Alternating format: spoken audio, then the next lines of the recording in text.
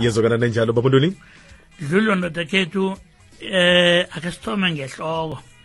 Ehloko siyazi ukuthi ihloko idliwa bobaba. Ihloko nayidliwa bobaba sobona amasokana nje sebajahela nelimo. Ayokuthatha ukudla kababa nikeze abantu becadi le. Ihloko ngiyakababa nelimo lakhona. Umuntu omutjha awadla amanyaka. Umuntu omutjha akayidli ipundu. Umuntu omutjha akalidli ibende njengoba nobaba oyise asitsho. Na udla ibende usesemutjha. Ibende livimbela imbeleko.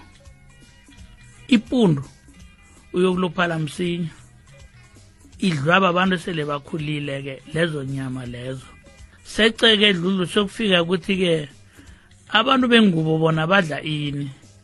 Abantu bengubo ekhabo lakhona dlulu noma sele kusenzeka nje umntazana amacanda akawadli.